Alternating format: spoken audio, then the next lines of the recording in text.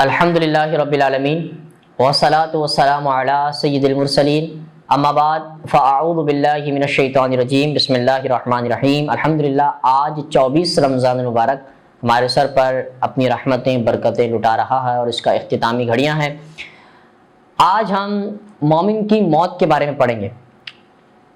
کل کے بارے میں والدین کا ادب و احترام چل رہا تھا پیچھے 2 دن سے۔ آج ہم مومن کی موت اس بارے میں پڑھیں گے، وہ کس طرح ہونی چاہیے اور مومن ہوتا کون ہے۔ اللہ کریم قرآن مجید فرقان حمید میں ارشاد فرماتا ہے سورہ ملک کے اندر کہ منزہ و برتر ہے وہ جس کے قبضہ ہاتھ میں سب جہانوں کی بادشاہی ہے، اور وہ ہر چیز پر پوری طرح قادر ہے، جس نے پیدا کیا ہے موت اور زندگی کو تاکہ وہ تمہیں آزمائے کہ تم میں سے عمل کے لحاظ سے کون بہتر ہے۔ اس آیت کریمہ سے واضح ہوا کہ موت و حیات کا پیدا فرمانے والا اللہ تبارک و تعالی ہے۔ ہر چیز اس کے حکم سے معرض ہے اور معرض وجود میں آتی ہے، اور اسی کے حکم سے نیست و نابود ہو جاتی ہے، اور موت و حیات کا مقصد ہے کہ تمہارا امتحان لیا جائے کہ ہم نے اس نظام کائنات میں تمہیں عرف و اعلیٰ مقام عطا فرمایا، تمہاری رہنمائی کے لیے انبیاء اور رسول کو بھیجا۔ اب دیکھنا یہ ہے کہ نعمتوں کی قدر کو تم پہچانتے ہو اور ان قوتوں کو رضائے الہی کے لیے صرف کرتے ہو، یا کہ دولت و جوانی کا نشہ تمہیں بدمست کر دیتا ہے اور تم اللہ تعالیٰ کی نافرمانی میں اپنا وقت اور اپنی قوت خرچ کرتے ہو۔ اگر اس بات پر یقین کر لیا جائے کہ دنیا امتحان گاہ ہے تو یقیناً کوئی آدمی اپنا دامن حیات گناہوں کی آلودگی میں ملوث نہ ہونے دے۔ حضور اکرم صلی اللہ علیہ وسلم نے اس حقیقت کو ان دل نشین الفاظ میں بیان فرمایا کہ اپنی صحت کی حالت میں بیماری کے لیے، اپنی جوانی کی حالت میں بڑھاپے کے لیے، اپنے فرصت کے لمحات میں مصروفیت کے لیے، اور جب تک زندگانی کی شمع روشن ہے موت کے لیے ذخیرہ جمع کر لو تو نہیں جانتا کہ کل تیرا نام کیا ہوگا۔ برادران اسلام، اللہ تبارک و تعالی اپنے بندوں پر نہایت ہی کریم، رحیم اور مہربان ہے۔ ان اللہ بالناس لرؤوف رحیم، بے شک اپنے محبوب مکرم صلی اللہ علیہ وسلم کی امت کے ساتھ اللہ تعالیٰ سابقہ تمام انبیاء کرام علیہم الصلاۃ والسلام کی امتوں سے زیادہ مہربان ہے۔ ارشاد رب العالمین ہے وَكَانَ بِالْمُؤْمِنِينَ رَحِيمًا، سورہ احزاب میں، اور وہ مومنوں پر ہمیشہ رحم فرمائے اور رحم فرمانے والا ہے۔ ارشاد ربانی ہوتا ہے وَبَشِّرِ الْمُؤْمِنِينَ بِأَنَّ لَهُم مِّنَ اللَّهِ فَضْلًا كَبِيرًا، سورہ احزاب میں اللہ تبارک و تعالیٰ نے فرمایا، اور آپ خوشخبری سنا دیں مومنوں کو کہ ان کے لیے اللہ کی جانب سے بڑا ہی فضل ہے۔ اللہ تعالیٰ ماں سے زیادہ مہربان ہے۔ سیدنا عمر فاروق رضی اللہ تعالیٰ عنہ فرماتے ہیں کچھ مرد اور عورتیں رسول اللہ صلی اللہ علیہ وسلم کی بارگاہ میں قیدی بنا کر بھیجی گئیں۔ ایک عورت جس کا بچہ گم ہو گیا تھا، وہ اپنے بچے کی تلاش میں ادھر ادھر بھاگتی ہوئی پھر رہی تھی، اور جب اسے بچہ مل گیا تو اس نے اٹھایا اور سینے سے لگایا اور اسے اپنا دودھ پلانا شروع کر دیا۔ یہ منظر دیکھ کر حضور سید الانبیاء صلی اللہ علیہ وسلم نے ارشاد فرمایا صحابہ کرام علیہم رضوان، تمہارا کیا خیال ہے؟ یہ عورت اس بچے کو اپنے ہاتھ سے آگ میں ڈال رہی ہے، آگ میں ڈال دے گی؟ صحابہ کرام علیہم رضوان نے عرض کیا اللہ تعالیٰ کی قسم، جب تک اس کا بس چلے گا یہ ہرگز اپنے بچے کو آگ میں نہ جانے دے گی۔ یہ سن کر حضور اکرم صلی اللہ علیہ وسلم نے ارشاد فرمایا اللہ تبارک و تعالیٰ کو اپنے بندوں کے ساتھ اس سے بھی زیادہ شفقت ہے جتنی شفقت اس ماں کو اپنے بچے سے ہے۔ معلوم ہوا کہ ماں سے بڑھ کر اللہ اپنے بندے سے محبت کرتا ہے، شفقت فرماتا ہے۔ تو معلوم ہوا کہ اللہ تبارک و تعالیٰ بندوں پر مہربان ہے، حضور علیہ الصلوۃ والسلام کی امت کے ایمانداروں پر مہربان ہے۔ اللہ تعالیٰ ماں سے زیادہ اپنے بندوں پر مہربان ہے، اور حضور علیہ الصلوۃ والسلام ماں سے زیادہ ایمانداروں پر مہربان ہے۔ اللہ تعالیٰ رب العالمین ہے، حضور نبی کریم رؤوف الرحیم صلی اللہ علیہ وسلم رحمت للعالمین ہے۔ اللہ تعالیٰ اور اس کے حبیب مکرم صلی اللہ علیہ وسلم لوگوں کو جہنم سے دور کرنا پسند فرماتے ہیں، اور بدقسمت زبردستی کود کر جہنم کا ایندھن بن جاتے ہیں۔ کچھ لوگ ارشاد باری تعالیٰ ہوتا ہے ان نبت ربک لشدید، سورہ بروج میں اللہ نے فرمایا بے شک آپ کے رب کی پکڑ بہت سخت ہے۔ اس لیے مسلمانوں کو چاہیے کہ اس دنیا کے امتحان میں اعمال صالحہ اپنا کر رضائے الہی اور خوشنودی مصطفی علیہ الصلوۃ والسلام حاصل کریں اور امتحان میں کامیابی و کامرانی حاصل کریں۔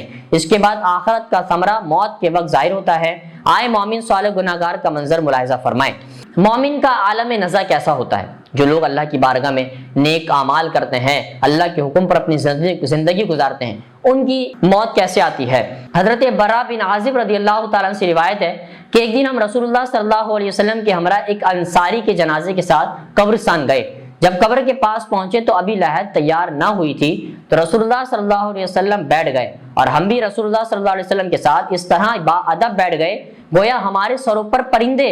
بیٹھے ہوئے ہیں، یعنی ہم بغیر حرکت کے خاموش بیٹھ گئے،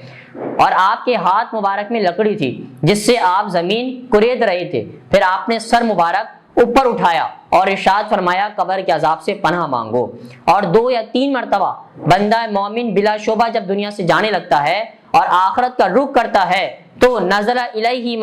ملائکۃ من السماء بید الوجوہ الی آخری، آسمان کی طرف فرشتے اترتے ہیں جس کے سفید چہرے سورج کی طرح روشن ہوتے ہیں، اور فرمایا ان کے پاس جنتی کفن ہوتے ہیں، جنتی خوشبو ہوتی ہے، یہ فرشتے اس قدر ہوتے ہیں کہ جہاں تک ان کی نظر پہنچے وہ بیٹھ گئے۔ اور پھر فرمایا کہ پھر حضرت ملک الموت علیہ السلام تشریف لاتے ہیں یہاں تک کہ اس کے سر کے پاس بیٹھ جاتے ہیں اور فرماتے ہیں اے پاک روح، اللہ تعالیٰ کی مغفرت اور رضامندی کے لیے نکل چل۔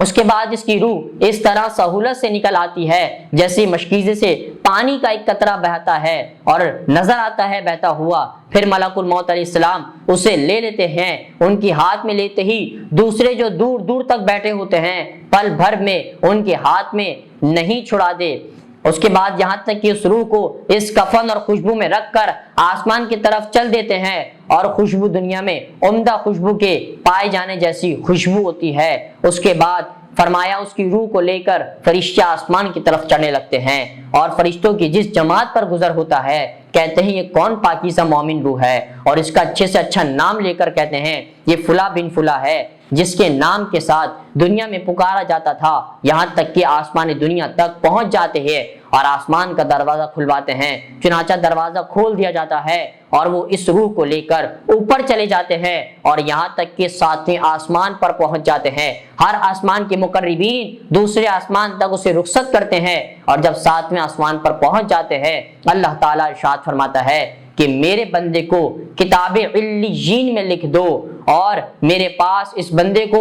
زمین پر لے جاؤ، کیونکہ میں نے اسے زمین سے ہی پیدا کیا ہے، اور اس میں اس کو لوٹا دوں گا اور اس سے اس کو دوبارہ اٹھاؤں گا۔ پھر روح اس کے جسم میں لوٹا دی جاتی ہے، اور 2 فرشتے اس کے پاس آتے ہیں اور آ کر اسے بٹھاتے ہیں اور سوال کرتے ہیں کہ من ربو کا، تیرا رب کون ہے؟ فیقول ربی اللہ، تو بندہ جب مومن ہوتا ہے تو جواب دیتا ہے کہ میرا رب اللہ ہے۔ پھر دوسرا سوال ہوتا ہے ما دینو کا، کہ تیرا دین کیا ہے؟ جب بندہ مومن ہوگا ساری زندگی نبی علیہ السلام پر درود پڑے ہوں گے، اللہ رسول کے مطابق زندگی گزاری ہوگی، ماں باپ کی فرمانبرداری کری ہوگی، خدمت یتیم و مسکینوں کی خدمت کی ہوگی،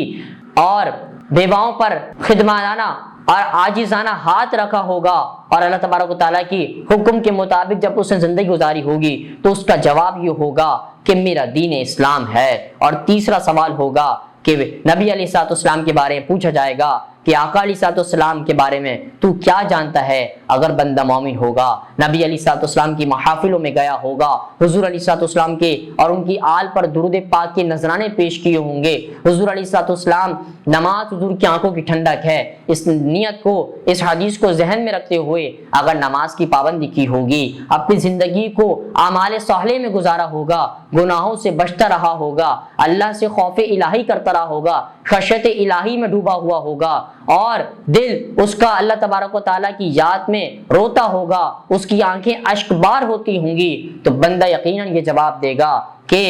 یہ تو میرے آقا علیہ السلام کی وہ ذات ہے جن کے لیے میں مر کر یہاں تک پہنچا ہوں اور جن کے لیے میں نے زندگی گزاری ہے، وہ میرے بندے نے سچ کہا۔ پھر جواب آئے گا ہاتف غیبی سے، اب اس کے لیے جنت کا بچھونا بچھا دو، جنت کا لباس پہنا دو، اور جنت کی طرف سے اس کے لیے دروازے کھول دو۔ یہ تو مومن کے لیے معاملات ہے کہ اللہ تبارک و تعالیٰ نے مومن کے لیے اتنے